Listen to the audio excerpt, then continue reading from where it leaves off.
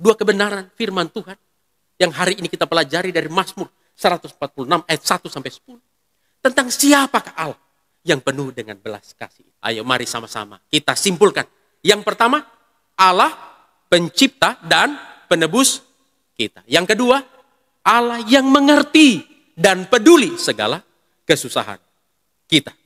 Karenanya, jangan ada seorang pun yang kembali dari ibadah ini, yang keluar dari pintu ruangan ibadah ini, kalau engkau belum sungguh-sungguh memastikan bahwa engkau sudah mengalami, engkau sudah berjumpa dengan Yesus Kristus Allah yang penuh dengan belas kasih itu. Jika engkau sudah mengalami, kembali dari tempat ini, bagikanlah kasih Allah yang sudah engkau alami di dalam Kristus itu kepada orang-orang di sekitar kita yang belum mengalaminya, yang belum mengenalnya. Mungkin suami, mungkin istri, mungkin orang tua, mungkin keluarga, mungkin teman kerja.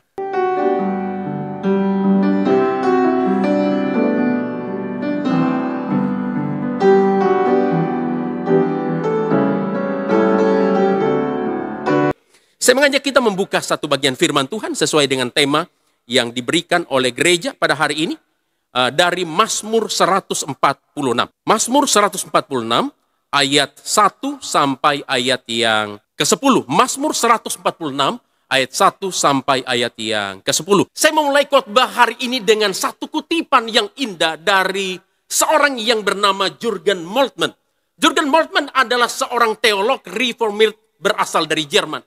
Nah, satu kalimat yang dikatakan oleh Jürgen Moltmann menurut saya satu kalimat yang sangat indah, satu kalimat yang sangat luar biasa. Dia berkata, Allah yang berbelas kasih adalah dasar dari keberadaan kita dan sumber dari hidup kita serta sumber dari harapan kita.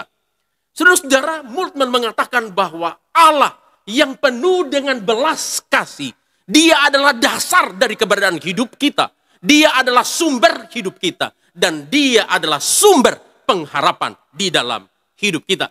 Nah, apa yang dikatakan oleh Moltmann ini mengajak kita atau menuntun kita untuk melihat sebuah kebenaran yang penting yang disajikan oleh kitab suci, khususnya dari Mazmur 146 yang kita baca hari ini tentang Allah yang penuh dengan belas kasih. Saudara-saudara, sebagai latar belakang singkat bagi kita, Mazmur 146 sampai 150 itu dikelompokkan sebagai Mazmur Haleluya atau Mazmur Puji Tuhan. Ciri utama atau ciri khas dari kelompok Mazmur ini dibingkai oleh kata Haleluya. Jadi dimulai dengan kata Haleluya dan juga diakhiri dengan kata Haleluya. Karenanya disebut sebagai Mazmur Haleluya atau Mazmur Puji Tuhan. Saudara-saudara, di dalam Mazmur 146 yang kita baca hari ini, pemazmur mendorong dirinya sendiri dan juga mendorong umat Tuhan untuk selalu memuji dan mengimani Allah di dalam seluruh keberadaan hidup mereka. Nah, oleh sebab itu kalau kita membaca di dalam ayat 1 sampai ayat yang keempat, pemazmur mengatakan, Haleluya. Pujilah Tuhan, aku hendak memuliakan Tuhan selama aku hidup, dan aku bermazmur bagi Allahku selagi aku ada. Janganlah percaya kepada para bangsawan, kepada anak manusia yang tidak dapat memberikan keselamatan. Apabila nyawanya melayang, ia kembali ke tanah. Pada hari itu juga lenyaplah maksudnya. Saudara-saudara yang dikasihi oleh Tuhan kita, Yesus Kristus, mengenai pesan utama atau penekanan utama pemazmur di dalam Mazmur 146 ini, komentator Alkitab Walter Elwell mengatakan penekanan utamanya jatuh pada hati Allah yang penuh dengan belas kasih. Jadi Mazmur 146 itu menekankan hati Allah kita yang penuh dengan belas kasih. Karenanya tidak keliru kalau hari ini menetapkan tema Allah yang berbelas kasih dari Mazmur 146 ini. Karena itulah pesan utamanya. Itulah penekanan utama di dalam Mazmur ini. Berbicara tentang Allah yang penuh dengan belas kasihan. Dan kalau kita membaca di dalam Mazmur 146 ini, maka kita akan melihat bagaimana pemazmur secara melimpah menggambarkan bagaimana hati Allah yang penuh dengan belas kasih itu. Khususnya di dalam ayat 7 sampai ayatnya ke-9. Alkitab berkata Tuhan menegakkan keadilan orang yang diperas. Lalu Alkitab juga mengatakan yang memberi roti kepada orang yang lapar. Tuhan membebaskan orang-orang yang terkurung. Tuhan membuka mata orang-orang buta. Tuhan menegakkan orang yang tertunduk. Tuhan mengasihi orang-orang benar.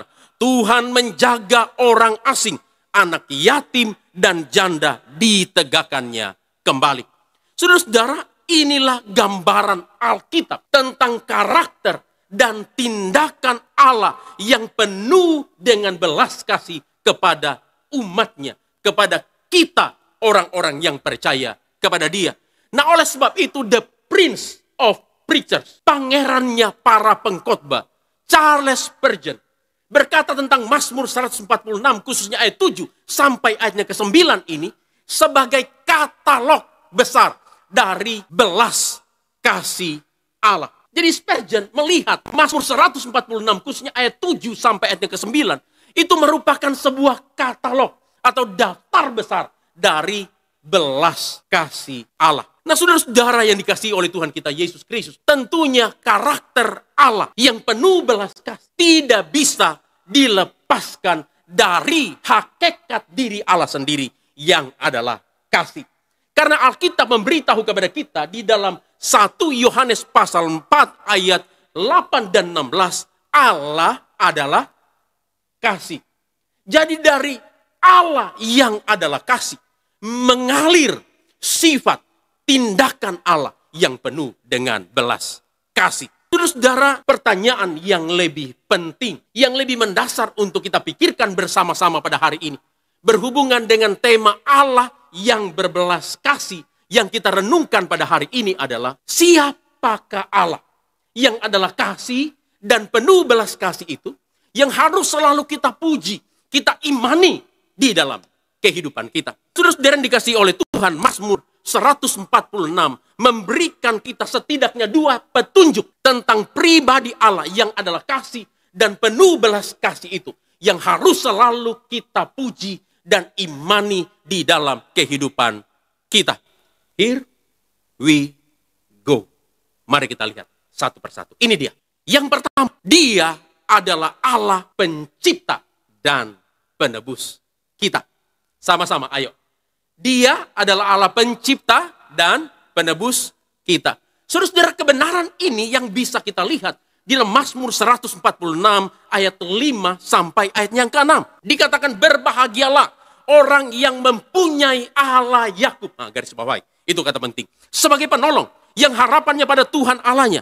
Dia yang menjadikan langit dan bumi, laut dan segala isinya yang tetap setia untuk selama-lamanya. Saudara yang dikasihi oleh Tuhan kita Yesus Kristus, kalau kita membaca Alkitab dengan teliti, maka salah satu nama atau gelar Allah yang akan kita temukan di dalam Alkitab adalah Allah Abraham, Ishak, dan Yakub. Kalau kita melihat baik di dalam perjanjian lama maupun di dalam perjanjian baru, frasa Allah Abraham, Ishak, dan Yakub itu bisa kita temukan penyebutannya secara bersamaan kurang lebih 12 kali. Baik di dalam perjanjian lama maupun di dalam perjanjian baru. Dan puluhan kali penyebutannya yang disebutkan secara terpisah. Apakah hanya disebutkan Allah Abraham, atau hanya Allah Ishak, atau Allah Yakub. Dan salah satu penyebutannya secara terpisah muncul di dalam Mazmur 146 ayat 5 yang kita baca hari ini. Alkitab mengatakan, berbahagialah orang yang mempunyai Allah Yakub sebagai penolong yang harapannya pada Tuhan Allahnya.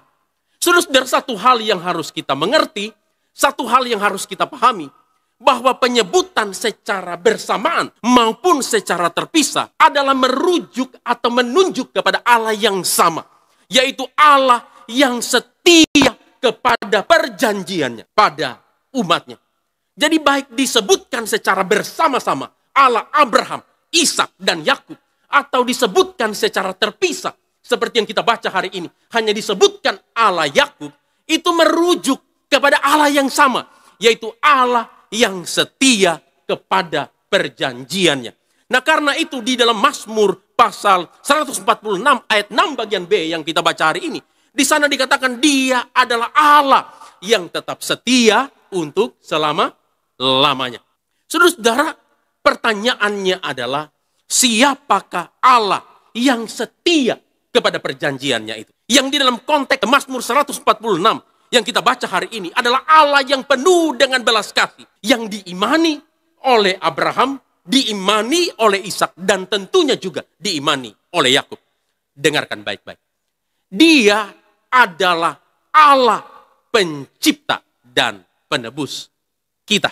Dia adalah Allah pencipta dan penebus kita. Dari mana kita tahu bahwa dia adalah Allah pencipta dan penebus kita? Alkitab di dalam Roma pasal yang keempat ayat 16b sampai ayat yang ke-17 memberitahukan kepada kita kebenaran ini tentang siapakah Allah yang diimani oleh Yakub, yang diimani oleh Ishak, dan diimani oleh bapa iman kita Abraham.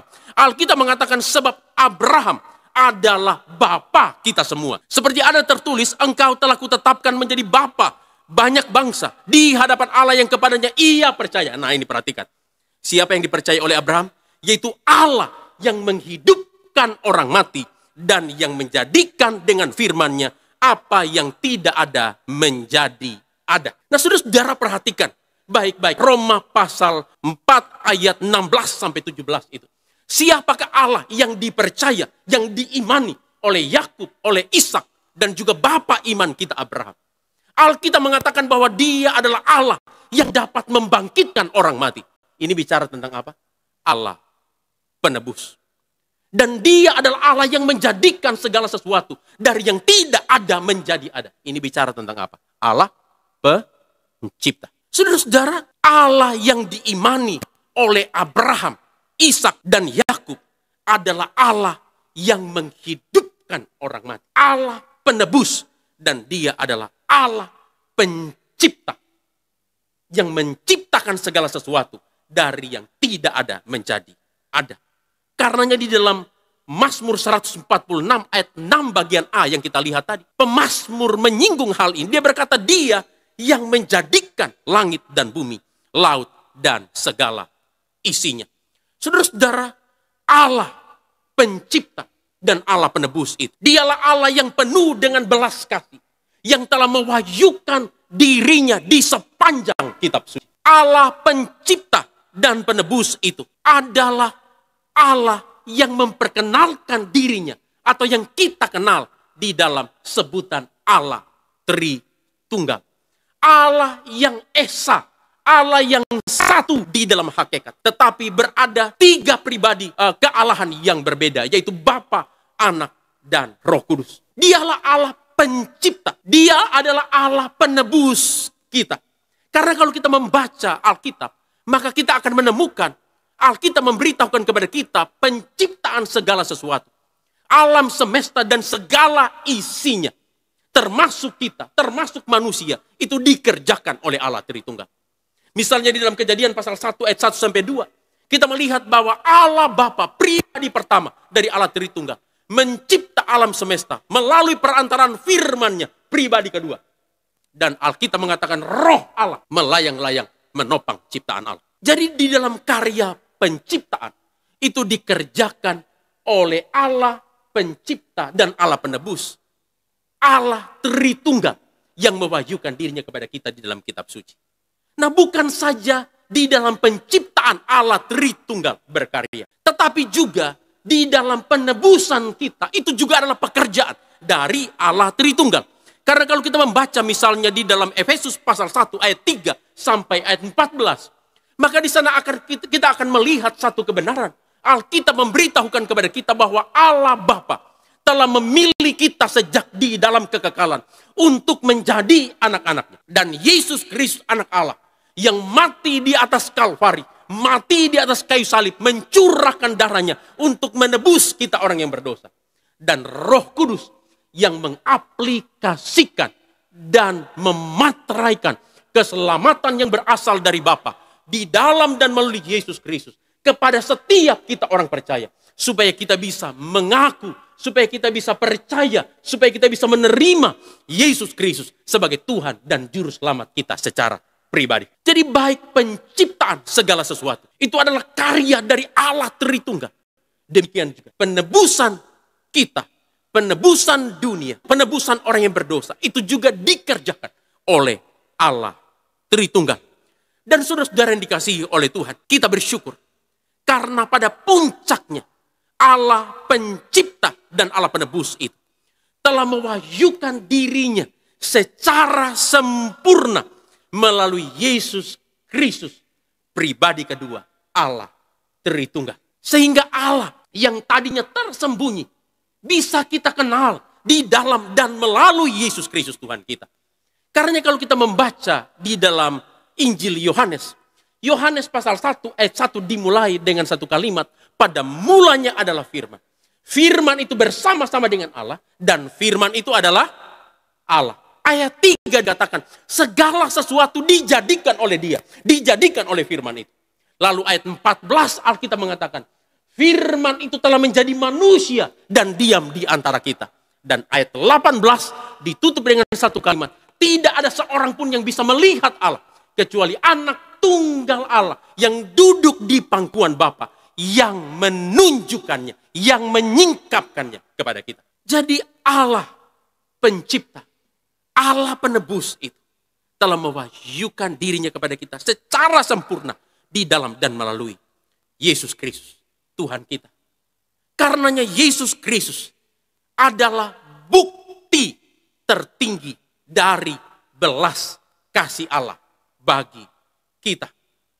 Yesus Kristus adalah bukti tertinggi dari kasih Allah bagi dunia yang berdosa. Yohanes pasal 3 ayat 16 yang terkenal itu mengatakan kepada kita, karena begitu besar kasih Allah akan dunia ini, sehingga dia mengaruniakan siapa? Anaknya yang tunggal, supaya setiap orang yang percaya kepada dia tidak binasa, melainkan beroleh hidup yang kekal. Jadi Yesus Kristus adalah bukti tertinggi dari kasih Allah bagi dunia yang berdosa, bagi kita orang yang berdosa. Bahkan kalau kita membaca di dalam Roma pasal 5 ayat 8, Alkitab memberitahukan kepada kita, akan tetapi Allah menunjukkan kasih-Nya kepada kita oleh karena Kristus telah mati untuk kita ketika kita masih berdosa. Saudara-saudara, ini sesuatu yang sangat-sangat ajaib, yang melampaui pemikiran kita. Allah Bapa memberikan Yesus Kristus anaknya yang tunggal saja sebagai bukti kasih-Nya bagi kita. Itu sudah sesuatu yang sangat luar biasa. Tetapi Alkitab mengatakan Allah menunjukkan kasih-Nya, memberikan Yesus Kristus anaknya yang tunggal mati bagi kita justru ketika kita masih berdosa. Jadi kita dikasihi bukan karena memenuhi kualifikasi. Kita dikasihi bukan karena kita layak, pantas untuk menerima belas kasih Allah. Tapi justru ketika kita sedang memberontak melawan Allah, kita sedang mengkhianati Allah dengan kehidupan di dalam dosa, saat itulah Allah memberikan, mengorbankan Yesus Kristus anaknya yang tunggal mati bagi kita di Kalvari sebagai bukti kasih-Nya yang tertinggi bagi kita orang yang berdosa. Nah saudara-saudara, Yesus Kristus yang adalah Allah pencipta segala sesuatu, oleh karena kasih berinkarnasi menjadi manusia sejati, supaya di dalam keadaannya sebagai manusia ia bisa mati di Golgota untuk menebus kita orang yang berdosa, sehingga kita yang seharusnya binasa beroleh hidup yang kekal di dalam Dia. Supaya kita yang bukan umat Allah mendapatkan bagian di dalam keluarga Allah. Persis seperti ayat hafalan atau ayat emas kita pada hari ini yang telah ditetapkan oleh gereja. Di dalam 1 Petrus pasal 2 ayat yang ke-10. Alkitab mengatakan, kamu yang dahulu bukan umat Allah, tetapi yang sekarang telah menjadi umat-Nya. Yang dahulu tidak dikasihani, tetapi yang sekarang telah beroleh belas kasihan. Praise the Lord. Puji Tuhan. Saudara-saudara, Allah pencipta dan Allah penebus, yang oleh karena kasih-Nya telah mewahyukan diri di dalam dan melalui Yesus Kristus Tuhan kita. Bahkan yang oleh karena kasih-Nya telah mati di Kalvari untuk menjadi korban substitusi, korban pengganti bagi engkau dan aku. Kitalah yang seharusnya berada di atas kayu salib. Tapi Kristus menggantikan kita karena kasih. Kitalah yang seharusnya mati di atas kayu salib. Tapi Kristus menggantikan kita. Supaya kita yang seharusnya mati beroleh hidup di dalam Dia. Kitalah yang seharusnya menderita di atas kayu salib. Tapi Kristus menjadi korban substitusi. Menggantikan kita. Menanggung penderitaan di atas kayu salib. Karena kasih. Kitalah yang seharusnya berada di atas kayu salib. Menanggung siksa neraka. Yang seharusnya ditimpakan oleh Allah kepada engkau dan aku orang yang berdosa. Tapi Kristus menjadi korban substitusi. Menjadi korban pengganti bagi engkau dan aku. Karena Dia mengasihi kita.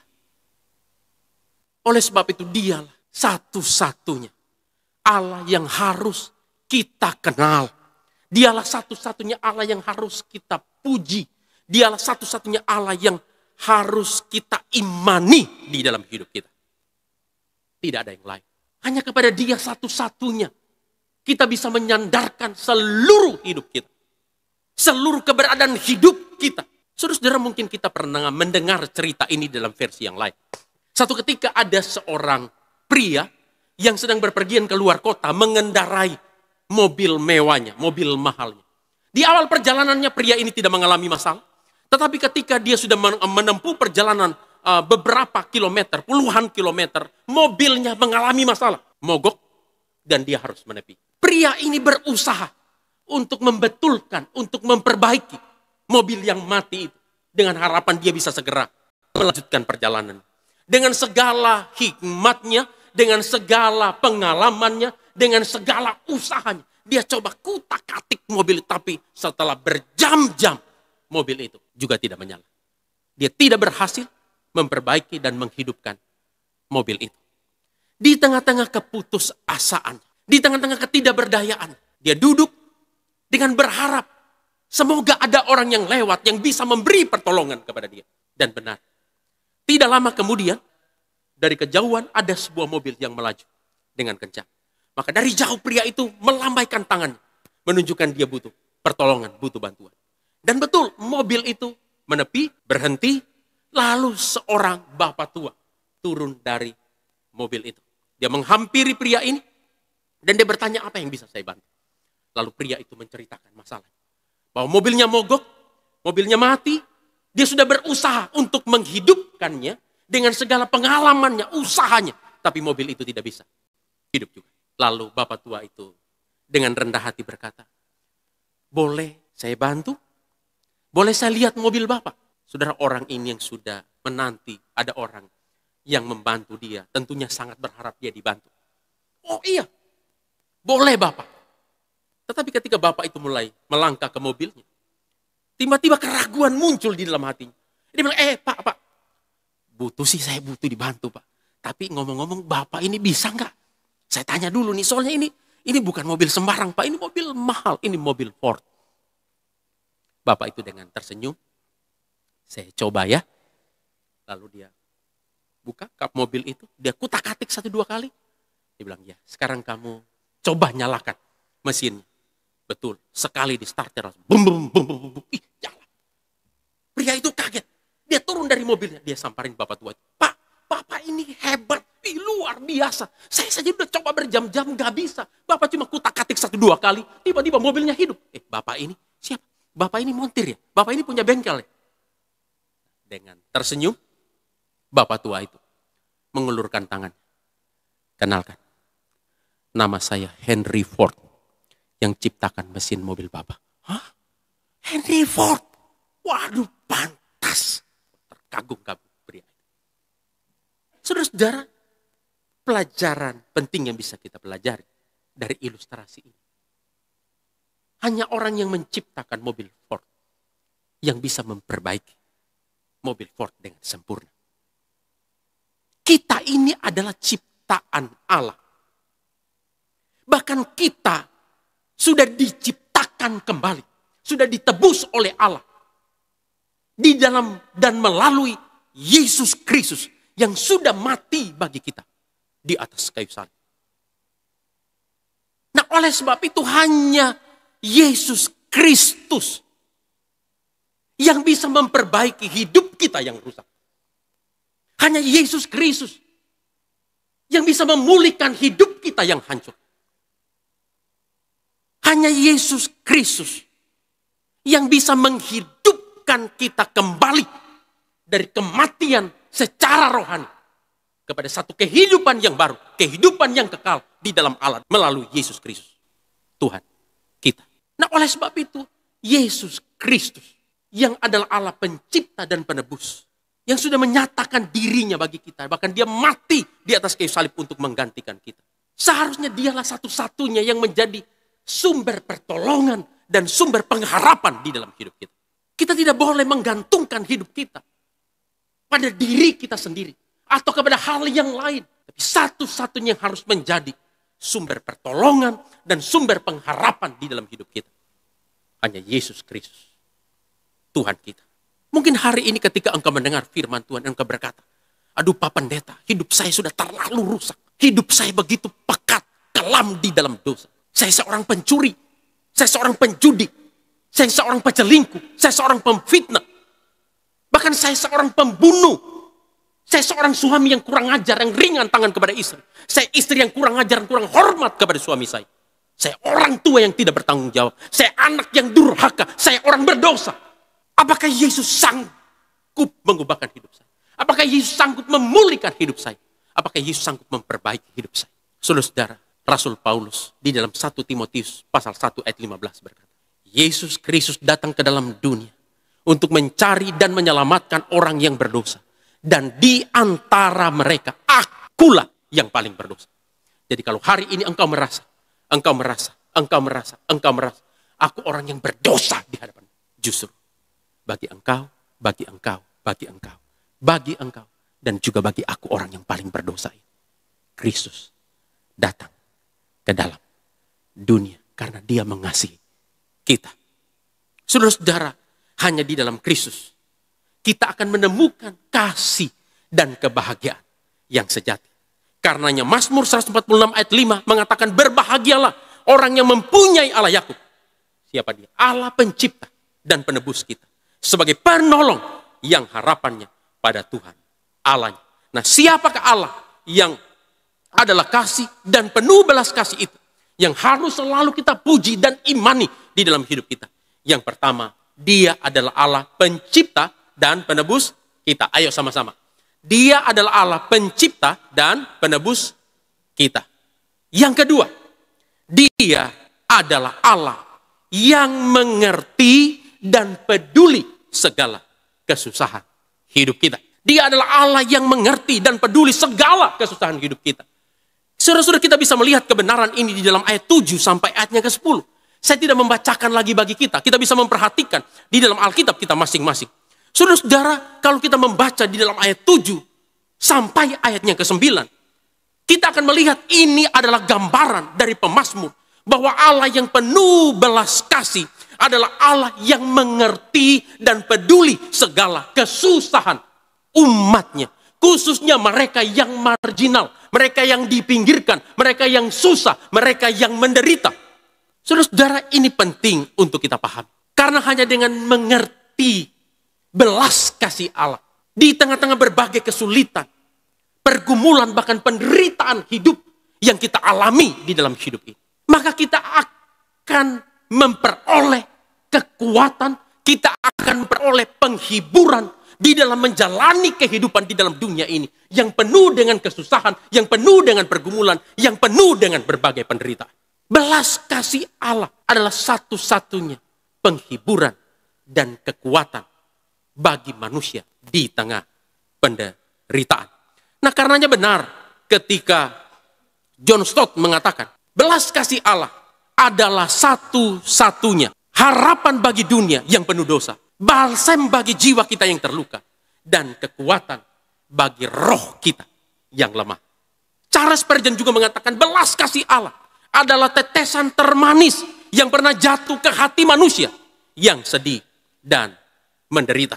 Jadi di tengah-tengah berbagai kesulitan, pergumulan, bahkan penderitaan hidup yang kita alami pada hari ini, kita bisa kehilangan segala-galanya. Tetapi ketika kita tahu, kita menyadari bahwa Allah yang penuh dengan belas kasih itu peduli mengerti segala kesusahan hidup kita. Bahkan pergumulan kita yang terbesar sudah diselesaikannya dengan mengaruniakan Yesus Kristus anaknya yang tunggal sebagai bukti kasihnya yang tertinggi bagi kita. Maka kita percaya, sesulit dan seberat apapun pergumulan hidup kita, seberat apapun penderitaan, ada kekuatan, ada pengharapan dari Allah. Dan menariknya saudara-saudara, kalau kita membaca Mazmur 146 ayat 7-9 itu, sangat sulit bagi kita untuk memalingkan wajah kita dari Yesus Kristus Tuhan kita. Karena kalau kita membaca ayat 7 sampai ayat ke-9, apa yang digambarkan oleh pemazmur tentang Allah yang penuh dengan belas kasih itu juga yang persis dilakukan oleh Yesus di dalam hidup dan pelayanannya. Misalnya kalau kita baca dalam perjanjian baru, Alkitab mengatakan Yesus memberi makan kepada orang-orang yang lapar. Persis seperti yang digambarkan oleh pemazmur. Yesus membuka mata orang buta. Itu juga dikatakan oleh pemazmur tadi. Yesus membangkitkan orang-orang yang tertunduk. Itu juga dikatakan oleh pemazmur tadi. Yesus membebaskan para tawanan yang kerasukan setan. Itu juga tadi dikatakan oleh pemazmur. Yesus mengasihi orang benar. Itu juga dikatakan oleh pemazmur tadi. Yesus menjaga orang-orang asing. Persis itu juga dikatakan oleh pemazmur tadi. Yesus memberkati anak yatim dan memperhatikan para janda. Itu juga tadi yang dikatakan oleh pemazmur. Jadi sulit bagi kita untuk memalingkan wajah kita dari potret Yesus di dalam perjanjian baru. Dari apa yang dikatakan oleh pemazmur dalam Mazmur 146 ayat 7 sampai ayat yang ke-9. Karenanya dari bagian ini saja, tidak sulit bagi kita untuk menarik satu kesimpulan. Bahwa Yesus adalah Yahweh. Yesus adalah Allah. Karena tindakan belas kasih yang dilakukan oleh Yesus dalam perjanjian baru adalah tindakan-tindakan belas kasih yang hanya dilakukan oleh Allah Yahweh di dalam perjanjian lama. Jadi dari bagian ini saja tidak sulit bagi kita untuk menarik satu kesimpulan bahwa Yesus itu benar-benar Dia adalah Allah. Dan kita bersyukur karena Yesus Kristus adalah Allah yang mengerti dan turut merasakan segala pergumulan-pergumulan hidup kita. Karena kalau kita membaca di dalam Ibrani pasal yang keempat, ayat 15, Alkitab memberitahu kepada kita, Dia adalah imam besar yang turut merasakan segala kelemahan-kelemahan kita, yang turut merasakan segala pergumulan-pergumulan kita, kecuali satu, Dia tidak berbuat dosa. Jadi segala kesusahan kita, segala pergumulan kita, segala penderitaan kita, Tuhan tahu. Bahkan Dia turut merasakan. Karenanya Dia peduli. Dia mengerti segala kesusahan hidup kita. Oleh sebab itu kepada orang-orang percaya yang ada di Smyrna, yang menderita, di dalam Wahyu pasal 3 ayat 9, Tuhan Yesus berkata, aku tahu segala kesusahanmu. Aku tahu segala kemiskinanmu. Jadi Yesus turut merasakan segala sesuatu yang kita rasakan. Termasuk juga kesulitanmu, kesusahanmu, pergumulanmu, bahkan penderitaan hidupmu. Yang terdalam, yang terberat. Yesus tahu. Yesus mengerti. Dan Dia peduli segala kesusahan hidup kita. Bahkan tetesan air mata kita yang terdalam. Yang tidak mungkin bisa dimengerti oleh orang yang paling dekat dengan kita. Dia tahu. Dia mengerti. Bahkan Dia turut merasakannya. Nah karenanya bagi saya secara pribadi, satu lagu yang selalu menjadi penghiburan, kekuatan di dalam segala kesusahan, pergumulan, bahkan penderitaan hidup yang saya alami adalah lagu ini. Tuhan Yesus setia. Tahu lagunya? Kita nyanyikan sama-sama ya. Tuhan Yesus setia, Dia sahabat kita. Dalam segala susahku, selalu menghiburku. Dia mengerti bahasa tetesan air mata. Waktu badai mengamuk dan gelombang menerjang, Tuhan Yesus setia. Saudara-saudara, Tuhan Yesus setia. Dia mengerti, Dia peduli segala kesusahan kita. Allah yang penuh belas kasih adalah Allah yang mengerti dan peduli segala kesusahan kita. Oleh sebab itu, apapun yang menjadi kesusahan, menjadi pergumulan kita hari ini, datanglah kepada Yesus Kristus, Allah yang penuh dengan belas kasih.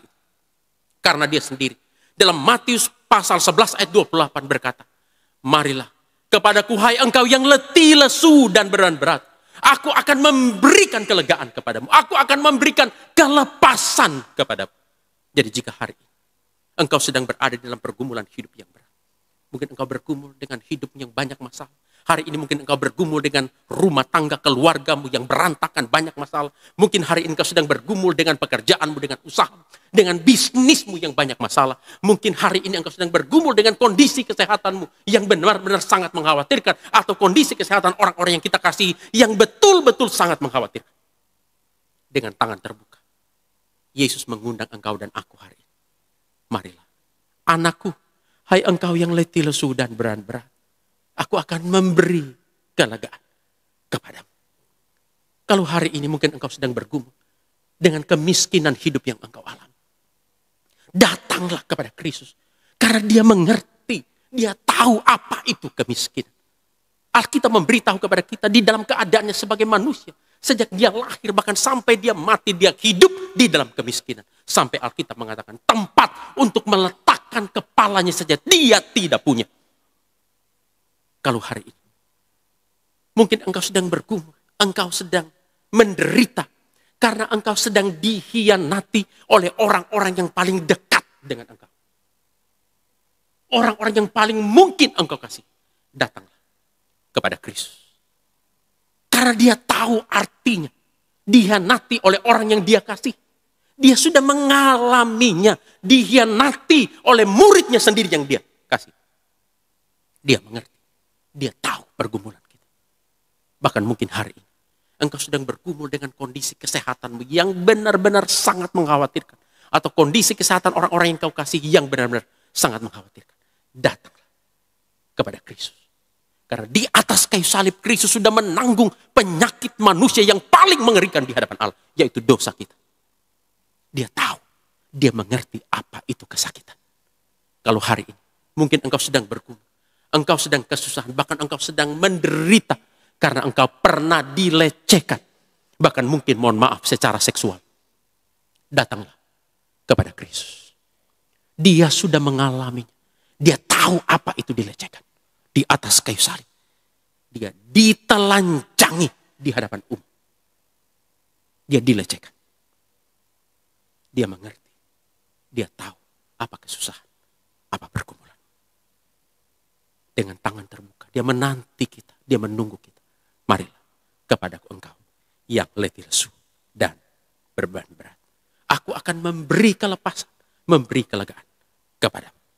Allah yang penuh belas kasih. Dua kebenaran firman Tuhan yang hari ini kita pelajari dari Mazmur 146 ayat 1 sampai 10. Tentang siapakah Allah yang penuh dengan belas kasih. Ayo mari sama-sama kita simpulkan.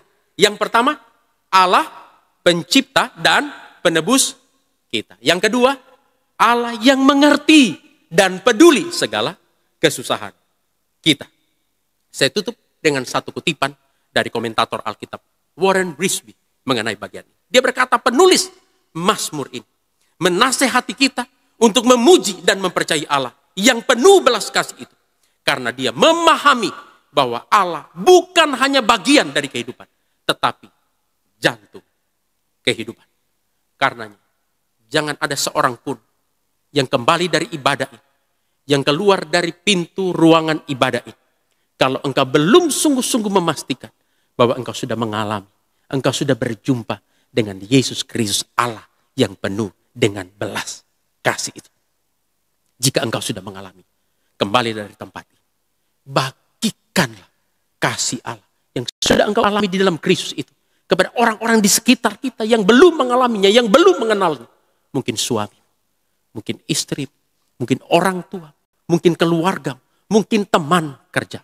Dan kiranya Tuhan terus menolong kita di dalam berbagai pergumulan, bahkan penderitaan hidup yang kita alami.